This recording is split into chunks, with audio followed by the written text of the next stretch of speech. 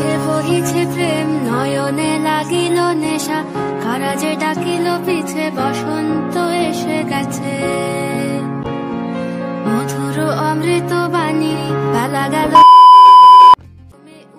দেখতে দেখতে চলে এলো বসন্ত উৎসব। আর মাত্র হাতে গোনা 1 মাসের অপেক্ষা। আর বসন্ত উৎসব শান্তিনিকেতন ছাড়া যেন অসম্পূর্ণই থেকে যায়। এবছর 2025 সালে যদি তোমরা প্ল্যানিং করে থাকো যে তোমরা শান্তিনিকেতনে গিয়ে দোল উৎসবটা কাটাবে বা বসন্ত উৎসবটা তোমরা শান্তিনিকেতন বিশ্বভারতীতে গিয়ে পালন করবে, তাহলে তোমরা এই ভিডিওটা দেখো।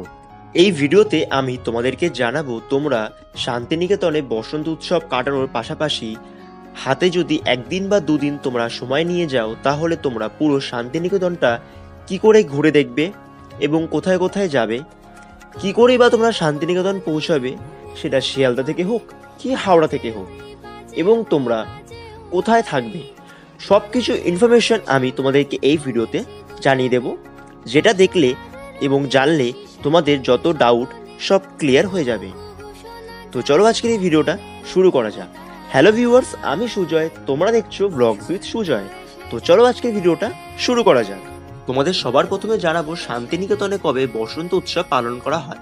শান্তিনিকেতনে বসন্ত উৎসব পালন করা হয় দোলের পরের দিন, অর্থাৎ হোলির দিন। শান্তিনিকেতনে বসন্ত উৎসব পালন করা হচ্ছে 14ই মার্চ 2025 সোনাঝুরি হাটে, কিন্তু বসন্ত উৎসবটা পালন করা হচ্ছে এই 14 তারিখে। তোমরা দোল পূর্ণিমার একদিন আগে বোলপুরে চলে আসতে পারো। শান্তিনিকেতনে বসন্ত উৎসব পালন করতে হলে তোমাদেরকে আসতে হবে একদিন আগে, মানে 13ই মার্চ। 13ই মার্চ তোমরা শান্তিনিকেতনে এসে কিছু জায়গা ঘুরে নিতে পারো, যেরকম গীতাঞ্জলি রেল মিউজিয়াম, সুরুল রাজবাড়ি, সৃজনী শিল্পগ্রাম, তার সাথে সোনাঝুরি হাট ও কোপাই নদীরা তোমরা 24 তারিখে ভ্রমণ করে নিতে পারো।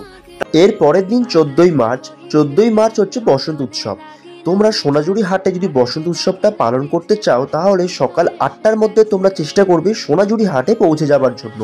তার কারণ সেখানে কিন্তু প্রচণ্ড ভিড় হয়। চেষ্টা করবে সকাল 8টার মধ্যে পৌঁছে যাওয়ার জন্য। আর একটা কথা তোমাদেরকে জানিয়ে রাখি, কিছু বছর ধরে বসন্ত উৎসবটা বিশ্বভারতী ক্যাম্পাসের ভেতরে পালন করা হচ্ছে না, বাইরে কাউকে পালন করতে দিচ্ছে না বসন্ত উৎসব। এই বছর দেবে কিনা সেরকম কিন্তু কোনো রকম আপডেট আমার কাছে নেই। তার পরের দিন, মানে বসন্ত উৎসবের পরের দিন 15ই মার্চ, ওই দিনকে তোমরা ডিয়ার পার্ক, প্রকৃতি ভবন ও আমারকুটি সোসাইটি ঘুরে তোমরা বাড়ি ফেরার উদ্দেশ্যে কিন্তু রওনা দিতে পারো। এবারে বলি তোমরা বোলপুর কিভাবে পৌঁছাবে। তোমরা যদি শিয়ালদা থেকে আসতে চাও, তাহলে তোমরা মাতারা এক্সপ্রেস করে বোলপুর আসতে পারো, এবং তোমরা যদি হাওড়া থেকে আসতে চাও তাহলে গণদেবতা এক্সপ্রেস, এবং তোমরা যদি কলকাতা থেকে আসতে চাও তাহলে হলদিবাড়ি সুপারফাস্ট এক্সপ্রেস করে কিন্তু তোমরা এখানে চলে আসতে পারো। এবং এখানে যে শুধু আমি এই 3টে ট্রেনের নাম বললাম, এই 3টে ট্রেনই যে আসে তা নয়, এছাড়াও ভিন্ন ভিন্ন সময় কিন্তু আরও অনেক ট্রেন আসে। কিন্তু এই কটা ট্রেনের তোমাদেরকে নাম উদ্দেশ্য করার কারণ হলো, এখানকার যেহেতু বেশিরভাগ হোটেলই চেকিং টাইম বেলা 12টা, তাই এই 3টে ট্রেন ধরে তোমরা যদি আসো তাহলে তোমাদের সুবিধা হবে। এবারে বলি তোমরা বোলপুর বা শান্তিনিকেতন বসন্ত উৎসবে গিয়ে কোথায় থাকবে। দেখো, অন্যান্য সময়ের তুলনায় এই বসন্ত উৎসবের সময় কিন্তু এখানে হোটেল কিন্তু ফাঁকা পাওয়া খুবই দুষ্কর হয়ে যায়, কারণ আগে থেকেই সবাই হোটেল বুক করে রাখে। এবং আর একটা কথা বলতেও আমার কোনো দ্বিধা নেই, অন্যান্য দিনের তুলনায় বা অন্যান্য সময়ের তুলনায় এখানে কিন্তু বসন্ত উৎসবের সময় কিন্তু হোটেলের দাম কিন্তু অনেকটাই বেড়ে যায়। তোমরা চেষ্টা করবে যে এখানে হোটেল বুক করে যাওয়ার জন্য। এবং তোমরা যেহেতু বসন্ত উৎসব পালন করার জন্যই শান্তিনিকেতনে যাচ্ছ, তাহলে তোমরা চেষ্টা করবে বিশ্বভারতীর কাছাকাছি কিছু হোটেল নেওয়ার জন্য। তো আমি তোমাদের সুবিধার্থে কিছু হোটেলের নাম বলছি, বাট আমি কিন্তু এইটা কোনো স্পন্সর করছি না। তোমাদের যেই হোটেল ভালো লাগে তোমরা সেই হোটেল নিতে পারো। তাও আমি তোমাদের কিছু নাম হোটেলের বলে দিচ্ছি তোমাদের সুবিধার্থে, যেরকম hotel Bashundhara, hotel royal Bengal, Christy guest house, Bashundhara inn, Zara homestay, Dweep holidays. তোমাদেরকে আমি যে কটা হোটেলের নাম রেকমেন্ড করলাম, এই কটা হোটেল রেকমেন্ড করার কারণ বিশ্বভারতী ক্যাম্পাসের অনেকটাই কাছে এই কটা হোটেল, এবং এই হোটেলগুলোতে রুম ভাড়া কত করে তোমাদেরকে আমি সেটাও জানিয়ে দেবো এই ভিডিওতে। বাট আমি এই ভিডিওতে আর তোমাদেরকে মুখে বলছি না, ডেসক্রিপশন বক্সে আমি এই হোটেলে রুম ভাড়া কত কি আছে একটা অনুমান ধারণা তোমাদেরকে আমি দিয়ে দেবো। তোমরা চাইলে এই হোটেলে ফোন করে তোমরা ডাইরেক্ট রুম বুক করতে পারো, বা তোমাদের যা যা জানার আছে তোমরা জেনে নিতে পারো। বসন্ত উৎসব কোথায় এবং কখন থেকে পালন করা হয়। বসন্ত উৎসবের পদযাত্রা কিন্তু পালন করা হয় সকাল 7টার দিকে। এটা পালন করা হয় গৌড় প্রাঙ্গণে। এখানে বাঁশের ব্যারিকেড তৈরি করা আছে। বাঁশের ব্যারিকেডের ভেতরেই কিন্তু মানুষজন দাঁড়িয়ে এই পদযাত্রার শোভা উপভোগ করে। এরপরেই শুরু হয় এখানে বসন্ত উৎসব। এখানে কিছুক্ষণ সময় কাটিয়ে তোমরা বিশ্বভারতী ক্যাম্পাসের ভেতরটাও কিন্তু ঘুরে দেখতে পারো একটা গাইডের সাহায্যে। মাত্র 300 টাকার বিনিময়ে কিন্তু তোমরা একটা গাইডকে পেয়ে যাবে।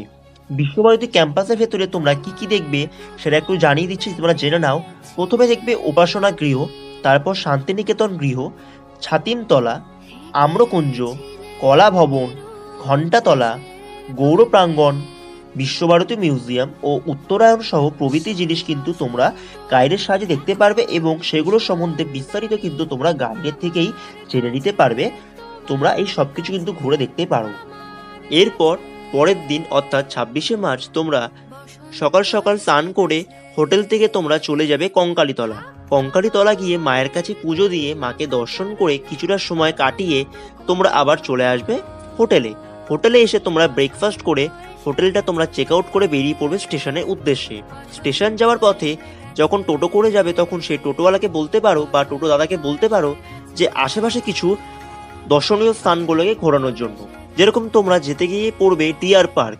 এই পার্কে যদি তোমরা যাও তোমরা দেখতে পারবে এখানকার কিছু চিতল হরিণ এবং শিয়াল এবং তার সাথে খরগোশ এবং তাছাড়াও বিভিন্ন রকমের গাছ আছে, আমলকি গাছ থেকে শুরু করে বিভিন্ন রকমের গাছ কিন্তু তোমরা দেখতে পারবে। ডিয়ার পার্ক থেকে বেরিয়ে তোমরা চলে যেতে পারো প্রকৃতি মিউজিয়াম। ওই মিউজিয়ামে গেলে তোমরা দেখতে পারবে প্রাকৃতিক উপর তৈরি করা একটি মিউজিয়াম, যেখানে শুষ্ক কাঠ, মাটি এবং বিভিন্ন ধরনের প্রাকৃতিক উপাদান দিয়ে এই মিউজিয়ামটি তৈরি করা। এই মিউজিয়ামটি কিন্তু তোমরা একবার ঘুরে দেখতেই পারো, আশা করি তোমাদের ভালো লাগবে। প্রকৃতি ভবন থেকে বেরিয়ে তোমরা চলে যেতে পারো আমার কুটির সোসাইটিতে। এইখানে গেলে তোমরা দেখতে পারবে বীরভূম জেলার ঐতিহ্যবাহী কুটির শিল্পের কাজ এবং ঘর সাজানোর বিভিন্ন রকমের জিনিস এবং জামা কাপড় কিন্তু তোমরা এখান থেকে কিনতে পারো। সেখান থেকে বেরিয়ে তোমরা পৌঁছে যেতে পারো স্টেশনের উদ্দেশ্যে। স্টেশন চত্বরে কোনো একটা হোটেল থেকে তোমরা দুপুরের লাঞ্চটা সেরে তোমরা পৌঁছে যাবে স্টেশনে।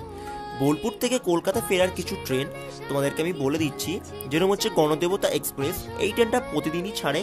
এই ট্রেনটা ছাড়ার সময় হচ্ছে 6:18 PM এবং পৌঁছানোর সময় 9:45 PM। তারপরে হচ্ছে মাতারা এক্সপ্রেস। এই ট্রেনটাও প্রতিদিনই ছাড়ে বোলপুর থেকে। ট্রেনটা ছাড়ার সময় 3:17 PM এবং পৌঁছানোর সময় 6:45 PM। আর একটা ট্রেন বলে দিচ্ছি রামপুরহাট এক্সপ্রেস। এই ট্রেনটাও বোলপুর থেকে প্রতিদিনই চলে। এই ট্রেনটা ছাড়ার সময় 5:37 PM এবং পৌঁছানোর সময় 8:15 PM। এই ট্রেনগুলো করে কিন্তু তোমরা খুব সহজেই পৌঁছে যেতে পারো বোলপুর থেকে কলকাতা। এইবারে বলি, তোমরা যদি শান্তিনিকেতনে বসন্ত উৎসব পালন করতে চাও তাহলে তোমাদের কত টাকা খরচ হতে পারে। দেখো, সবার প্রথমেই আমাদেরকে মাথায় রাখতে হবে, যদি আমরা বসন্ত উৎসবের সময় যদি শান্তিনিকেতন বেড়াতে যাই তাহলে কিন্তু অন্যান্য সময়ের তুলনায় এই সময়টা কিন্তু যাতায়াত ভাড়া কিন্তু অনেকটাই বেশি হয়ে যায়। তোমরা যদি 3 থেকে 4 জনের গ্রুপ হও তাহলে তোমরা খুব সহজেই এখানে ঘোরাফেরা করতে পারো। এইবারে বলি যাতায়াত খরচ। চেয়ার কার ট্রেনের ভাড়া মাত্র 85 টাকা বা 85 রুপিস। সাইট সিন সহ টোটো ভাড়া 400 থেকে 500 টাকা।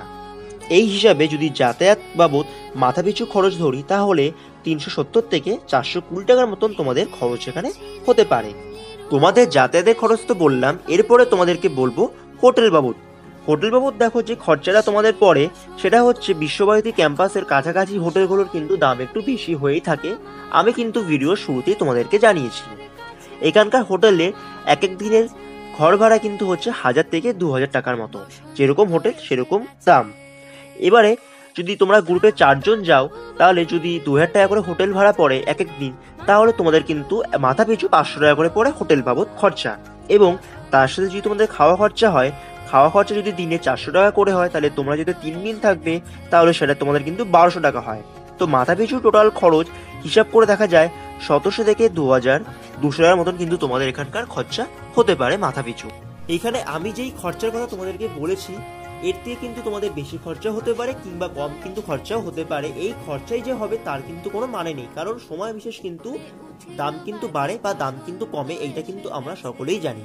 তো আজকের জন্য ভিডিওটা ছিল আমার এইটুকুই। তোমাদের এই ভিডিওটা কিরকম লেগেছে তোমরা কমেন্ট বক্সে জানাতে কিন্তু ভুলবে না। যদি এই ভিডিওটা ভালো লেগে থাকে তো প্লিজ চ্যানেলটা সাবস্ক্রাইব করে সাপোর্ট করবে এবং ভিডিওটাতে একটা লাইক করবে এবং ভিডিওটা শেয়ার করবে।